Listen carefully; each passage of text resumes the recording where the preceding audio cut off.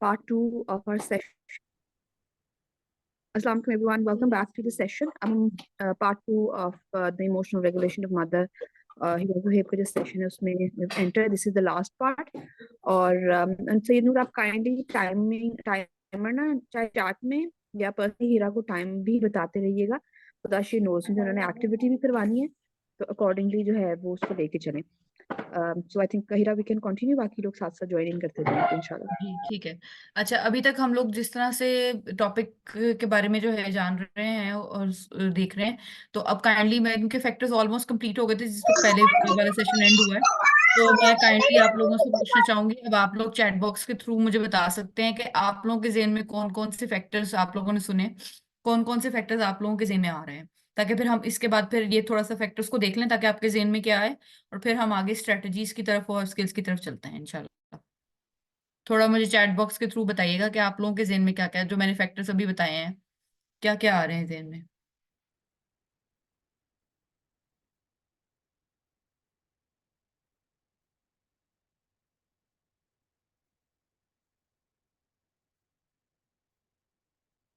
मैं ये पूछ रही हूँ मरियम कि अभी तक जो थोड़े हमने फैक्टर्स पीछे डिस्कस किए हैं कि कौन किस तरह के जो फैक्टर्स हैं वो अप करते हैं हमारी इमोशनल रेगुलेशन को बीइंग अ मदर, और फैक्टर्स कैसे अफेक्ट करते हैं इमोशनल रेगुलेशन को हमारी. और आपके ज़हन में कोई और फैक्टर्स की कोई एग्जांपल है जिस तरह से हमने फैक्टर्स अभी डिस्कस किए हैं, ताकि मुझे आइडिया हो जाए कि आप लोगों के ज़हन में क्या चल रहा है फैक्टर्स को लेके, थोड़ा वो एग्जांपल्स बन जाएंगी ना हमारी.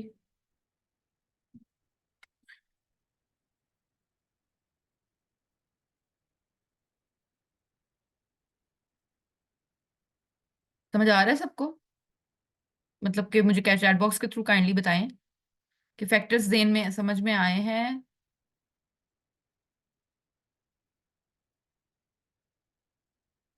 अच्छा, ठीक है. नहीं तो फिर मैं आगे चलती हूँ.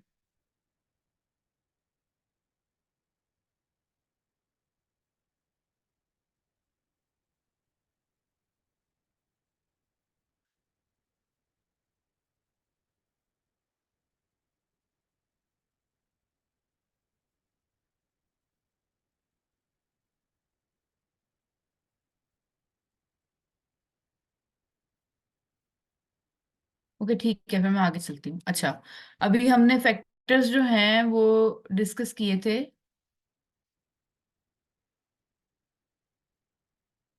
अच्छा ठीक है मरियम, वो अभी हम आगे स्ट्रेटजीज यही डिस्कस करने लगे हैं कि क्या स्ट्रेटजीज है, किस तरह से आप कर सकती हैं, थोड़ा बहुत आप कैसे स्किल ले सकती हैं उसकी. और वैसे तो उसमें बहुत डिटेल है और वही बात है इंडिविजुअल एक्सपीरियंसेस के अकॉर्डिंग है, लेकिन जितना हम जनरली जो चीज़ें हैं जो कि बहुत कॉमन है उनके हिसाब से बात करेंगे और आपको इंशाल्लाह उसमें समझ आएगी. अगर नहीं भी आई तो आप मुझे आगे बता सकते हैं क्वेश्चन के थ्रू. तो अब हम आगे उस पे जा रहे हैं, स्किल्स पे जा रहे हैं और स्ट्रेटजीज पे जा रहे हैं. अच्छा, इमोशनल रेगुलेशन स्किल्स और स्ट्रेटजीज जो हैं वो थोड़ी अलग अलग भी हैं और थोड़ी ओवरलैपिंग भी हैं, तो इसमें कंफ्यूज मत होइएगा. दोनों चीजें, दोनों में जो चीजें हैं वो साथ साथ चल रही होंगी, कुछ चीजें जो वहां पे रिपीट भी हो रही होंगी. स्किल्स आपको अंदाजा है, स्किल्स जो है कि आपने स्किल जो है वो लेनी होती है, क्या है वो स्किल हासिल करनी होती है.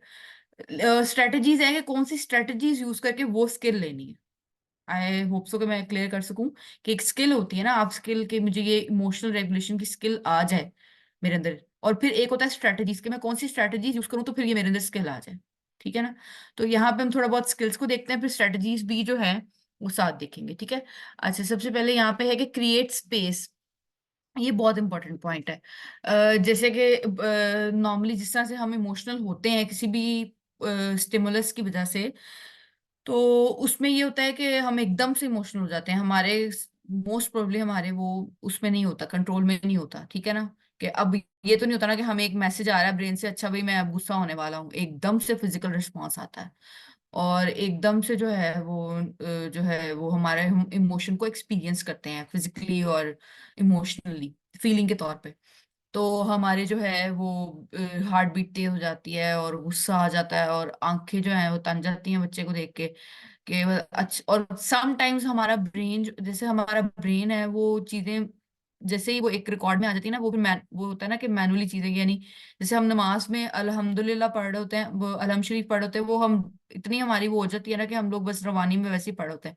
सेम ये होता है, क्योंकि बच्चा रिपीटेटिवली कई दफा बार बार चीजें कर रहा होता है, जैसे अभी मरियम भी बात कर रही थी वो दवाई वाला, वो हमारे ब्रेन में वो चीज चल रही होती है कि अच्छा अब इसने यही करना है, अब इसने तो ये करना है, ये इस तरह करेगा, वो हम के लिए तैयार हो जाती है, और फिर हम वही इमोशनल रिएक्शन दे रहे होते हैं, वो एक्सपीरियंस कर रहे होते हैं, फिर उसको इमोशन को, और वही इमोशनल रिएक्शन दे रहे होते हैं। तो इसलिए यहाँ पे थोड़ा हमें जो है ना, यहाँ थोड़ा हमें ब्रेक लगानी है, यहाँ हमें थोड़ा जो है ना, इसको थोड़ा जो है ना रोकना है। यहाँ पे हमें अपने आप को प्रैक्टिस करवा के इसके लेनी है कि हमने अपने आप को जबरदस्ती यहाँ पे रोकना है, अपने आप को पॉज करवाना है, ठीक है ना, क्योंकि बहुत जल्दी एकदम इमोशंस आती हैं। तो फिर वो क्या होती है, रेगुलेट डिफिकल्ट इमोशंस को रेगुलेट करने के लिए सबसे पहले है क्रिएटिंग स्पेस, जिसमें है कि पॉज, टेक अ ब्रेथ। ठीक है, अब ये वही बात है, प्रैक्टिस से आएगा कि जैसे ही हम मैनुअली अपने ब्रेन को इसमें करवा देते हैं, वो एक क्या कहते हैं उसके रिकॉर्ड करवा देते हैं उसके अंदर कि भाई ये मेरा बच्चा ये कर रहा है, और इसने ये, अब इसने ये चीज की है, नेक्स्ट ये करेगा, अब इसने यही करना है, इसने बाज नहीं आना, इसने मेरी बात नहीं सुननी, इस तरह की चीजें हमारे ذहन में चल रही होती हैं, और फिर हम, हमारी बॉडी उस तरह ही रिएक्ट कर रही होती है। तो यहाँ पे हमें एकदम, जिस तरह हम ये सोचते हैं इतना रवानी में, इस तरह हमें एकदम यहाँ पे कहना नहीं, अपने आप को एकदम रोकना है। और ये मैं ऐसे ही नहीं कह रही, ये मैं खुद भी अपने ऊपर प्रैक्टिस करती हूँ, समटाइम्स मैं भी फेल हो जाती हूँ कि, लेकिन इसको आता ये प्रैक्टिस से ही है। तो एकदम जो है ना, मतलब मेरा लिटरली ये होता है कि मैं बोलते बोलते आधे अल्फाज मुंह में होते हैं और अपने आप को ऐसे रोक लेती हूँ। ठीक है, कई दफा बोल देती हूँ, कई दफा होता है ना अपने आप को ऐसे रोक लेती हूँ। और ये अभी आज सुबह भी मेरे साथ हुआ है कि जो मेरा बेटा है ना, उसने मुझे साफ मेरे मुंह पे बोला कि, मैंने बोला ना कि आप मेरी बात माने प्लीज, आप इस तरह करिए, तो क्या आगे से उसने साफ बोला नहीं मैंने नहीं करना। वो एकदम से मेरा रिएक्शन आया, मैं कुछ, मुझे लगा था कि बस मैं इसको कुछ बोल दूंगी, लेकिन फिर मैंने एकदम रुका। फिर मैंने उसको जो है ना उसके लेवल पे आकर उससे बात की, थोड़ी उसको समझाया, तो फिर वो 50-50 वाली कंडीशन पे पहुंचे। यही बात कि हम लोग एकदम से जो है ना, वो फर्स्ट गो में हम अचीव नहीं कर लेंगे, इसके लिए बहुत प्रैक्टिस चाहिए, वो बार बार फेल होंगे, बार बार फेल होंगे, लेकिन बार बार हमें दोबारा प्रैक्टिस करनी है, खड़ा होना है इस चीज के लिए। ये एक लॉन्ग प्रोसेस है, लेकिन फर्स्ट वो ये कि टू पॉज। ठीक है, अच्छा इसमें आगे है, फिर हम फिर अच्छा इसी का नेक्स्ट स्टेप है कि हम क्या फील कर रहे हैं, ठीक है ना, हमारा एकदम इमोशनल रिएक्शन आया है, हम अच्छा ये हमें, अगर हमें पॉज करना आ जाए ना, तो हमें with passage of time practice से फील करना बहुत जल्दी, वही बात है कि अगर हम इसको आदत डालेंगे तो हमारे अगला अगला रिएक्शन खुद ब खुद एक रवानी में आता जाएगा। अब जैसे अगर हमने पॉज करना सीखा, तो हमें ये नोटिस करना भी हमारे लिए इजी हो जाएगा कि व्हाट वी आर फीलिंग। ठीक है, ये सिर्फ बच्चे के साथ नहीं है, मतलब कि यहाँ पे तो हम स्पेसिफिकली बच्चे के साथ बात करें, अगर हम अपने हर रिलेशनशिप के हर इमोशनल रिएक्शन में इस चीज को प्रैक्टिस करेंगे, तो फिर हम बहुत जल्दी सीखेंगे। ठीक है ना, ये नहीं कि हमने बीइंग अ मदर ही ये करना है। तो अगर हम सारे ओवरऑल अपने हस्बैंड के साथ भी लड़ाई करने से पहले उसमें भी हम ये चीज प्रैक्टिस कर सकते हैं, और वो उसमें भी, और उसके अलावा भी जो हमारे रिलेशनशिप्स हैं, हम उनमें अगर प्रैक्टिस करेंगे तो हम फिर जो है ना जल्दी सीखेंगे। मोस्टली जो है, हम मेजर जो हमारे जो रिलेशनशिप्स होते हैं ना, हमसे जरा थोड़े जो सीनियर वाले या इस तरह के, उसके सामने तो हम जल्दी अपने आप कंट्रोल कर लेते हैं, माइनर के आगे नहीं करते।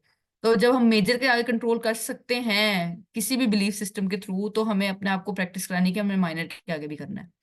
तो उसमें ऐसा है कि हम फिर ये, जैसे कि यहाँ पे बता रहे हैं कि डॉक्टर जो है वो बता रहे हैं, recommend practices for becoming more curious about your own physical reaction. ठीक है, tune in to your self, यानी नो योर सेल्फ बेसिकली, के कंसिडर करें कि भाई मेरे क्या हो रहा है, मेरी हार्ट बीट तेज हो रही है, मेरी सांस तेज हो रही है, स्टमक में कुछ हो रहा है, जैसे यहाँ एग्जांपल्स दी हुई है, हार्ट रेसिंग हो रही है, टेंशन एकदम फील हो रही है। तो समटाइम्स कई लोग इतना गुस्से में आते हैं भी, मतलब कई मदद इतनी गुस्से में आती है कि वो ऐसे ऐसे एकदम गुस्से से भी ना वो, और उनके ये जो ये चीजें, ये जो जॉ क्लेंच्ड हो जाते हैं, यूं ऐसे हो जाते हैं गुस्से में, कई दफा हमें खुद नहीं पता चलता कि वो हम अंदर से हमने यूं किया हुआ है। तो ये चीजें आपने नोट करनी है, और फिर उसके बाद आप जब ये नोटिस करोगे, अच्छा आप क्या फील कर रहे हो, आपकी क्या फिजिकल सिम्टम्स आ रही है, तो फिर आपको क्लू मिलेगा। ठीक है ना, अच्छा तो फिर आपको जब फोकस करोगे पॉज पे और फिर फिजिकल सिम्टम्स पे, तो आपको फिजिकल सिम्टम रिलीव करने में भी आसानी होगी। जैसे कि हम मुसलमान है, तो हमें तो आप सबने बताया है कि भाई अगर आप खड़े हो तो बैठ जाओ, यानी अपनी इमोशनल स्टेट को चेंज कर लो। जैसे आपको फील हो आप पॉज करो और आपको फील हो के नोटिस करो कि जी हम फिजिकल सिम्टम्स फील करें, आप अपनी स्टेट चेंज कर लो। स्टेट चेंज करोगे तो ऑब्वियसली आप में थोड़ा ठहराव आ जाएगा, आपका थोड़ी इंटेंसिटी नीचे आ जाएगी, ठीक है ना, आपकी जो डेप्थ ऑफ इमोशन है वो थोड़ी कम हो जाएगी। तो फिर आपको अगला स्टेप में जाने में आसानी होगी। ठीक है, आगे फिर नेमिंग व्हाट यू फील। अच्छा, ये इमोशनल हमारे रिएक्शन जो हैं या हमारी इमोशंस, नो डाउट एक कॉम्प्लेक्स चीज है। और being a female, being a women, being a mother तो बहुत कॉम्प्लेक्स है।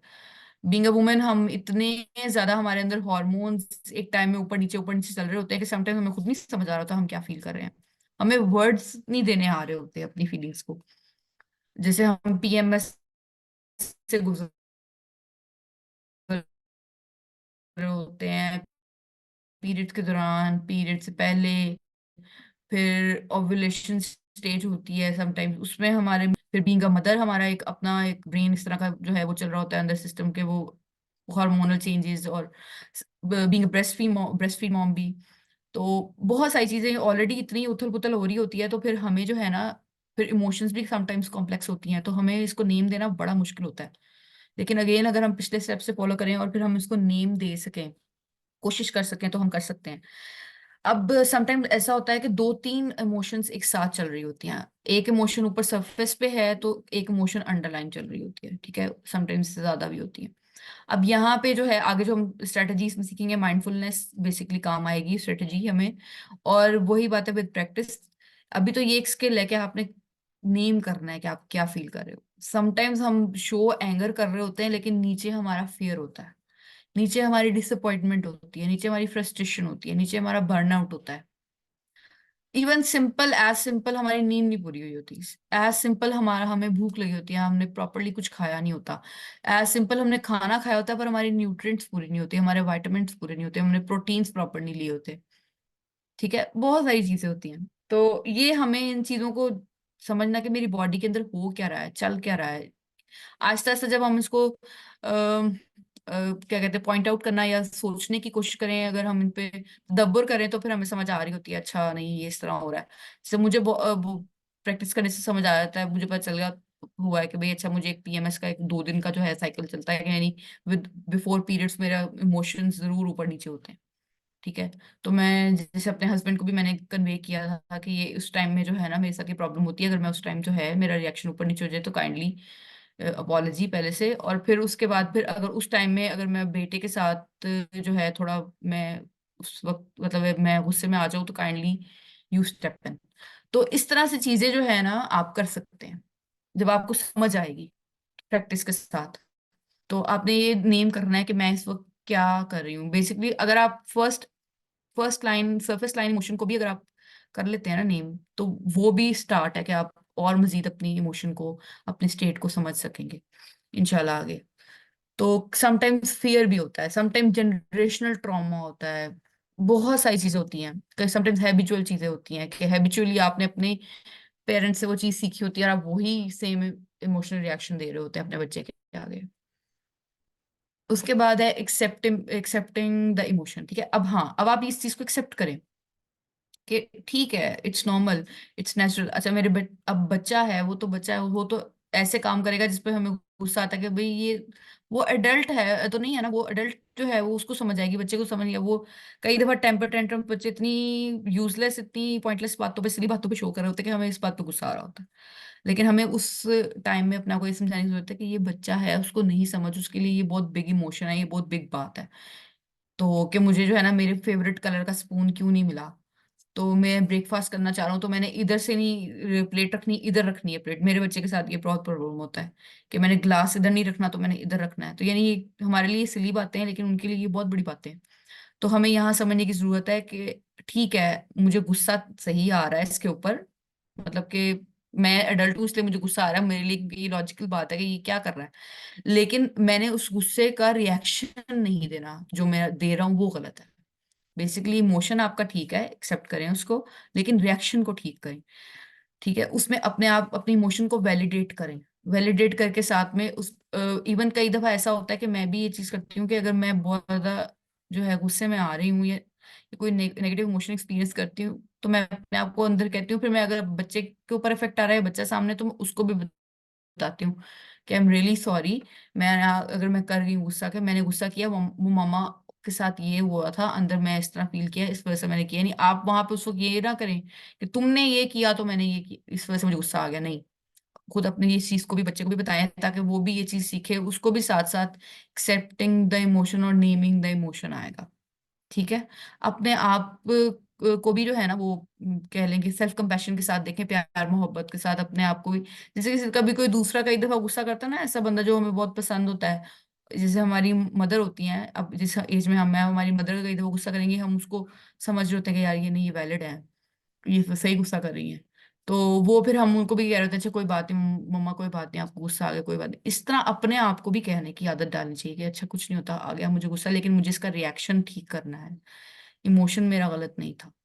फिर यहाँ पे अगेन प्रैक्टिसिंग माइंडफुलनेस की बात, हम लिव इन द मोमेंट, यानी वो एकदम उस मोमेंट में समझना कि मेरे अंदर क्या चल रहा है, कि ये बातें कहनी इस तरह से हैं, लेकिन ये वाकई करनी बहुत मुश्किल होती हैं। लेकिन वही बात है कि अपने आप को बार बार रिमाइंडर देने से, प्रैक्टिस करने से ये लिविंग इन द मोमेंट आता है। समटाइम्स हम एक इमोशन शो कर रहे होते हैं, उसमें हमारी पास्ट और फ्यूचर दोनों चल रहा होता है। ठीक है। यानी कि अगर हमारा पास्ट कोई जनरेशनल ट्रॉमा है वो चल रहा होता है, फिर साथ में हमारा फ्यूचर की कोई एंजाइटी रिलेट कर रही होती है, तो वो हम उस बेस पे इमोशनल रिएक्शन दे रहे होते हैं। ठीक है। तो हमने पास्ट को भी जो है वो छोड़ना है, फ्यूचर को भी हमने लिव इन द मोमेंट होके उस वक्त सोचना है कि अच्छा इस वक्त मुझे अपना ये वाला जो रिएक्शन है इसको ठीक करना है, मैं क्या, मेरे अंदर क्या चल रहा है, मुझे कहाँ ठीक करना है, बेसिकली ये पॉइंट है। अच्छा जैसे ये है, आप देख सकते हैं इस डायग्राम में कि माइंडफुलनेस, ये डिफरेंट स्किल्स हैं। दो तीन चार चीजें हैं, चार पांच चीजें हैं जिनके मुख्तलिफ जो है वो नेम्स हैं, लेकिन वही जो है वो चार पांच चीजें ही हैं कि जैसे आपने अपने आप के माइंडफुली अवेयर रहना है अपनी स्टेट के बारे में, कि मैं क्या एक्सपीरियंस क्या कर रहा हूँ। एक्सपीरियंस में आप फिजिकल सिम्टम्स में, अगेन एक्सपीरियंस, इमोशनल एक्सपीरियंस को याद रखिएगा, फिजिकल सिम्टम्स और फीलिंग दोनों।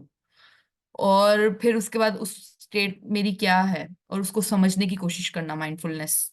ठीक है।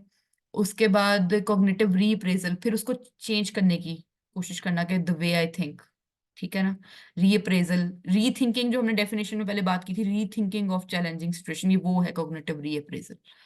फिर सेल्फ कंपैशन, ठीक है, कि अपने आप को भी जो है ना वो प्यार मोहब्बत से डील करना, अपनी सेल्फ टॉक को बेहतर करना बेसिकली।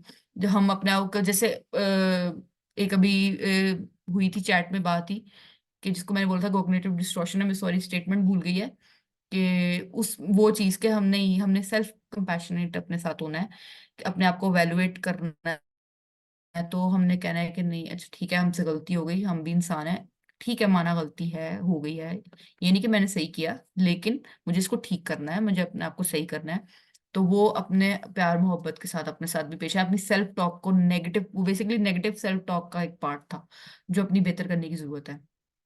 अडेप्टेबिलिटी जो है वो यही कि आप इमोशंस जो हैं वो क्या रिक्वायर हैं, इसके हवाले से कि जो मतलब आपके बिहेवियर शो हो होते हैं डिफरेंट, उसके लिए आपका जो इमोशन जो है वो क्या रिएक्शन रिक्वायर है, उस हवाले से आप अडेप्ट करें। अगेन इसमें अडेप्टेबिलिटी में भी वही बात आती है कि आप बड़े के साथ तो अपने आप को कर लेते हैं लेकिन छोटे के साथ नहीं करते, तो वो आपको अडेप्ट करने की जरूरत है कि मैंने ये चीज वहां करनी है। सेल्फ अवेयरनेस ये कि आप अपने बारे में अवेयर, अपनी फीलिंग के बारे में, और फिर आपको अपने माइंड को कंट्रोल करने के लिए, असाब मजबूत करने के लिए जो है ना, फिर आपको ये चीज सेल्फ अवेयरनेस बहुत जरूरी है। जैसे कि रीअप्रेजल और एक है सप्रेशन। अच्छा, रीअप्रेजल हमने वही बात की, रीथिंक करना और फिर उसको चेंज करना। ठीक है, कि हमारा जो तरीका है सोचने का वो गलत है, उसको चेंज करना है।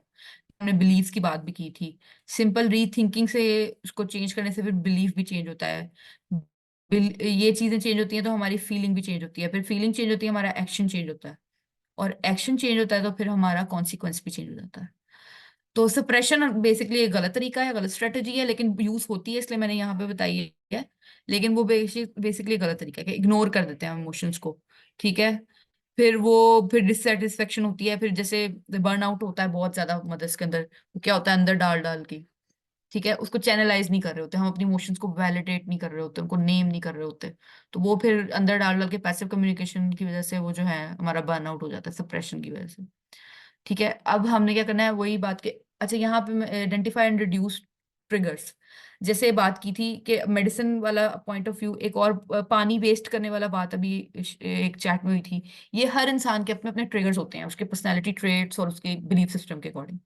फॉर एग्जाम्पल मेरा ये है कि मेरा ट्रिगर ये होता है कि मेस क्रिएट अगर कर रहा है मेरा बच्चा, तो मैंने अब कितनी प्रैक्टिस के बाद अपने आप को इस बारे में ईज आउट कराया कि इट्स ओके, मैस क्रिएट करके सीखेगा, क्रिएटिव जाहिर बात है होना है तो मैस क्रिएट करेगा।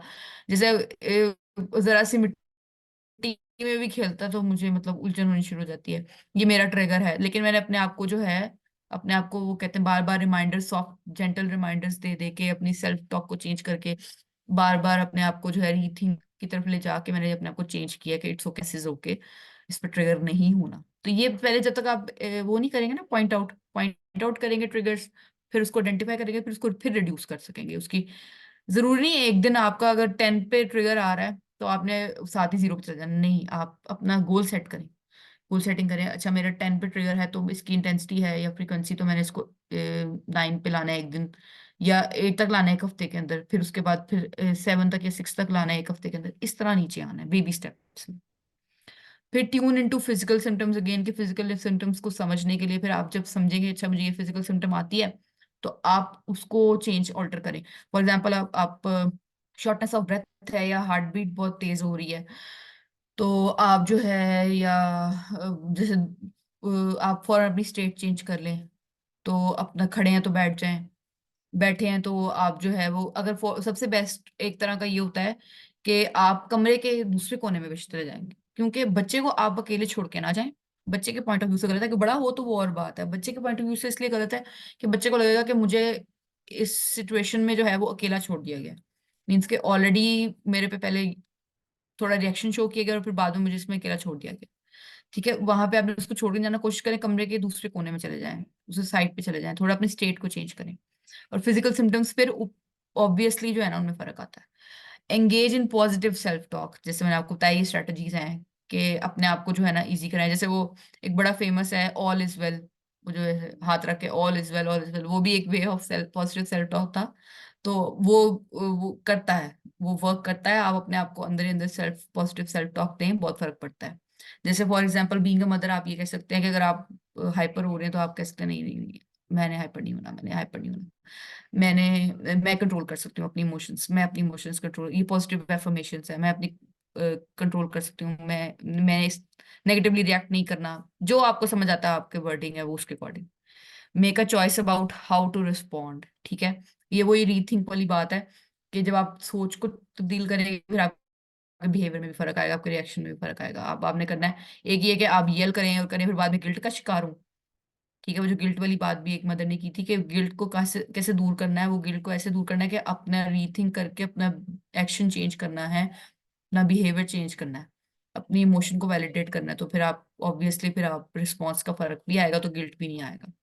ठीक है, फिर पॉजिटिव इमोशंस की तरफ देखें। पॉजिटिव इमोशंस में ये है कि अगर कोई चीज, वो कहते हैं ना कि every cloud has a silver lining, तो आप ये भी देखें कि समटाइम्स अगर आप जो है ना ग्रेटिट्यूड को बिल्कुल साइड पे करते हैं, यानी एक बच्चे को लेके अगर बच्चा आपको कोई चैलेंजिंग सिचुएशन दे रहा है तो आप कहते हैं ये तो है ही ऐसा, ये इस सिचुएशन में करता ही ऐसे ही रिएक्शन देता है। नहीं, आप थोड़ा पॉजिटिव इमोशंस को भी देखें कि लाइक आप जो हैं वो ग्रेटिट्यूड को भी देखें बहुत सारी चीज़ों के हवाले से। तो ठीक है, ये चीज़ें भी देखें। तो फिर पॉजिटिव इमोशंस को भी जब आप फोकस करेंगे ना, तो पॉजिटिव इमोशंस को फोकस करने की वजह से भी आपके नेगेटिव इमोशंस पे थोड़ा कवर अप आएगा। ठीक है, seek out a therapist, seek out a mentor. Therapist, sometimes क्या होता है कि जब आप थेरेपिस्ट के पास जाते हैं, समटाइम्स आपको नहीं समझ आ रही थी सिचुएशन, अपने आप की इमोशंस को कैसे रेगुलेट करना है, सिचुएशन को कैसे हैंडल करना है, तो जो एक न्यूट्रल बंदा होता है ना, समटाइम्स आप उस एंगल से चीजों को नहीं देख रहे होते जो वो देख रहा होता है, फिर वो आपको वहां से गाइड करता है, तो आपको चीजें मैनेज करने में बहुत आसानी हो जाती है। ठीक है, एक ये है डीबीटी है, ये डायलैक्टिकल बिहेवियर थेरेपी है। ये बेसिकली इमोशनल डिसरेगुलेशन को डील करने के लिए, लेकिन ये वो वाली इमोशनल डिसरेगुलेशन है जो समटाइम्स बहुत ज्यादा हो जाती है, इमोशनल डिसरेगुलेशन तो उसकी वजह से डिसऑर्डर्स तक चले जाते हैं लोग, मदर्स जो है बेसिकली, जैसे पोस्टपार्टम डिप्रेशन भी है जो उसमें भी समटाइम्स पोस्टपार्टम डिप्रेशन हिडन होता है और वो सप्रेस किया जाता है, और बाद में आगे जाके वो बच्चों पे बहुत ज्यादा निकलता है, और बच्चों पे तो निकलता है, उससे ज्यादा मदर का अपना जो है वो बेड़ा गर्क हो जाता है। तो वो अपने मतलब इतना भी होता है कि साइकोसिस तक भी मदद चली जाती है। तो ये डीबीटी जो है ना, अगर पहले ही अगर आप में इमोशनल डिसरेगुलेशन के पॉइंट्स आप देख रही हैं कि नहीं मेरे से नहीं मैनेज हो रहे मेरे इमोशंस बच्चों के साथ या मेरे अपने, तो वो आप सीख कर सकती हैं थेरेपी, जिसमें डीबीटी थेरेपी बेसिकली होती है, कॉग्निटिव बिहेवियर थेरेपी होती है। इसमें आपके पूरे थिंकिंग पैटर्न्स को और फिर आपके बिहेवियर्स को पॉजिटिव किया जाता है, ठीक है, रिप्लेस किया जाता है। अच्छा, टिप्स हैं जैसे कि आप ये allow your emotions to exist without judgement, अपने आप को जज नहीं करना, अपने ट्रिगर्स आइडेंटिफाई करने हैं, अपने आप के साथ कंपैशनेट होना है, फिर एक्सप्लोर करना है। इसमें डिग डाउन जाना है हाउ यू फील में, कि भाई क्या क्या फीलिंग आ रही, कौन कौन सी इमोशन में फील कर रही हूँ। डिस्गस्ट है, एंगर है, डिसअपॉइंटमेंट है, फ्रस्ट्रेशन है, फियर है। Most of the time fear भी होता है, ऊपर एंगर होता है, नीचे अंडरलाइंग फियर होता है, ठीक है। फिर उसको चैलेंज करना है, नेगेटिव सेल्फ टॉक को, अपनी इमोशंस को नाम देना है, टेक अ ब्रेक, ठीक है, before reaction, accept your emotions. फिर अपनी एक रूटीन अच्छी रखनी है जिसमें अपने आप को भी टाइम देना है। ग्रेटिट्यूड जर्नल बहुत बहुत इफेक्टिव जो है स्ट्रेटजी है, बहुत आपको जो है ना वो आपकी ब्रेनस्टॉर्मिंग है बेसिकली, रिमाइंडर देती है बार बार आपको कि पॉजिटिव चीजें भी हैं, उनको भी काउंट करें। Practice mindfulness, bar bar mindfully present in the moment आप रह के चीजें देखें, प्रेजेंट इन द मोमेंट रह के चीजों को एनालाइज करें और कंट्रोल हासिल करें अपनी इमोशंस का। फिर इमोशनल हेल्प प्रोफेशनल भी आप ले सकते हैं, गाइडेंस। अच्छा, अब काफी बात हो गई, अब आगे है कि इमोशन, ये है सिनेरियो की एक्टिविटी। अच्छा, सिनेरियो जो है ये आपने जो एक्टिविटी करनी है ना, ये सब अपने पास, अगर आपके पास कॉपी पेंसिल्स हैं, पेन पेंसिल है, आप अपने पास कर लें, ठीक है। ये हर एक ने अपने अपने हिसाब से करनी है, ठीक है। अभी मैं आगे आपको टेम्पलेट शो करती हूँ मोशन डायरी की, ठीक है, और पॉजिटिव एफर्मेशन का भी बताती हूँ। सिनेरियो आपने खुद सोचना है, सिनेरियो आपने हर एक ने अपने अकॉर्डिंग सोचना है, आप अपने बच्चे के अकॉर्डिंग जो जो चीजें फेस कर रही हैं या जो आपको लगता है एड्रेस करने की जरूरत है आपकी इमोशंस को रेगुलेट करने के लिए, तो वो सिनेरियो ज़हन में लाएं जी। ये इमोशन डायरी है, ठीक है। अब अपने ज़हन में वो सिनेरियो पूरा लाएं, और ये भी यहीं पे स्क्रीन पे रहेगा, आप देखते रहें, साथ साथ आप नोट डाउन करते जाएं काइंडली, ठीक है। फिर ये एक्टिविटी जो है ना वो सक्सेसफुली हो सकेगी। इवेंट क्या था, ठीक है, क्या इवेंट क्या हुआ, ठीक है, आपके ज़हन में बिलीफ क्या आया, यहाँ पे काइंडली इमोशन और बिलीफ को मिक्स नहीं करिएगा।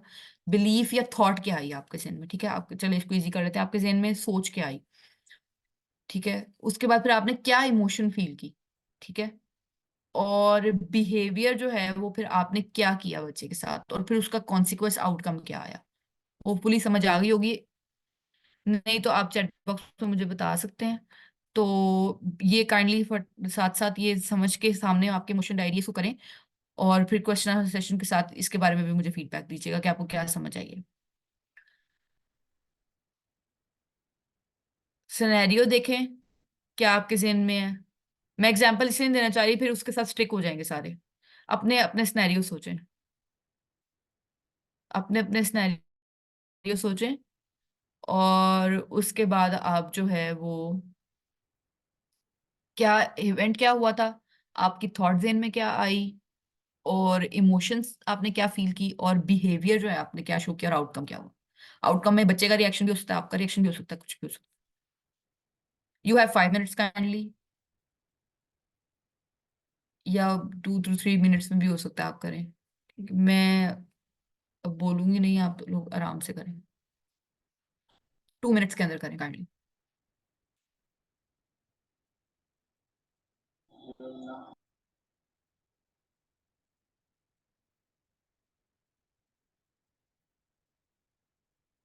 अच्छा, सिर्फ अब डॉक्टर शाहबानो सिर्फ कंक्लूजन रह गया इसके बाद, तो ये एक्टिविटी हो जाती है, फिर आप देख लें।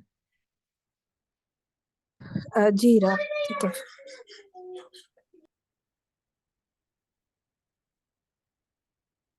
सेशन के लिए भी 10 मिनट्स रह गए, तो ठीक फिर है, आप एक्टिविटी के बाद फिर आप सेशन कंक्लूड कर लीजिएगा। ठीक है, अब ये 2 मिनट्स कंप्लीट होते हैं तो मुझे काइंडली साथ साथ चैट बॉक्स में बताते जाएं कि सिनेरियो समझ आया और कर ली है सबने एक्टिविटी, बेशक बाद में आप ग्रुप के थ्रू जो है वो इसका सजेशन या फीडबैक दे दीजिएगा कि सिनेरियो आपने कैसे फिल किया, एक्टिविटी कैसे किया आपने।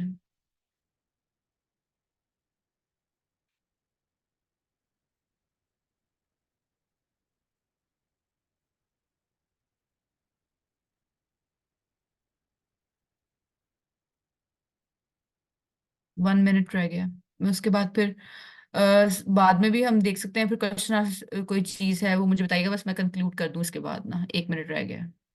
हम हमारा ग्रुप भी है ना, उस ग्रुप के अंदर भी मैं शेयर कर देती हूँ, तो अगर उधर भी कुछ डिस्कस करना हो तो आप कर लें। चलें ठीक है, मैंने एक टेम्पलेट दे दिया आपको, बता दिया जो जो है वो आपका सिनेरियो इसके अंदर रख के आप खुद भी, यानी ये इसलिए आपसे एक्टिविटी कराई गई है ताकि आप खुद जान सकेंगे कि भाई ये क्या चीजें चल रही हैं अंडरलाइन और किस तरह से आपने आइडेंटिफाई करना है चीजों को। ठीक है, हम फिर कंक्लूजन की तरफ चलते हैं।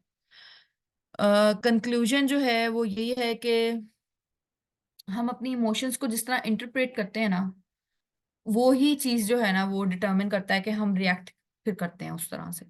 ठीक है, इमोशनल रेगुलेशन में जो है कि उस वही बात है, उसमें कॉग्निटिव डिस्टॉर्शंस भी होती हैं, फिर बिलीफ सिस्टम्स भी होते हैं उसमें।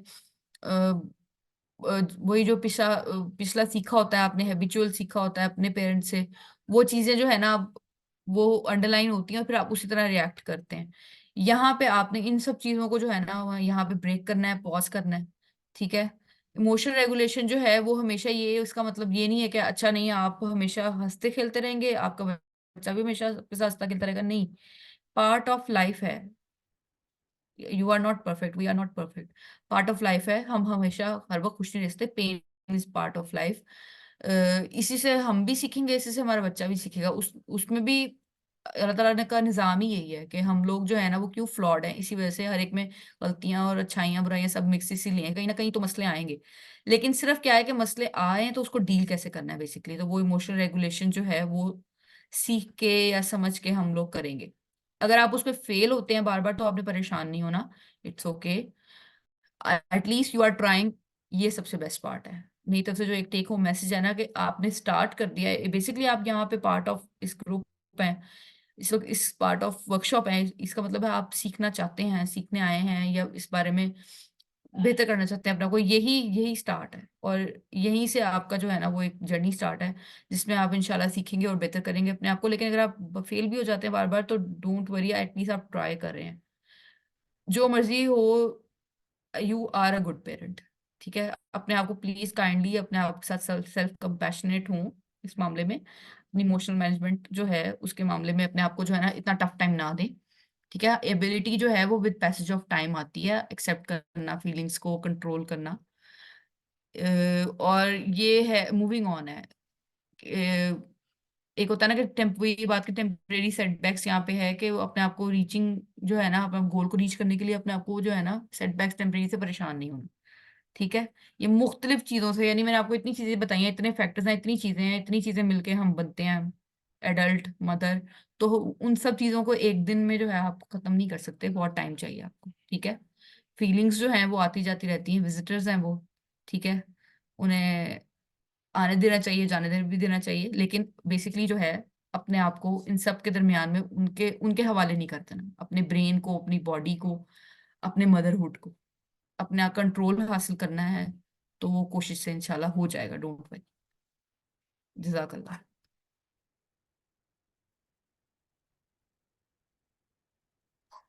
Thank you so much, Hira. Very informative and very strong take home messages.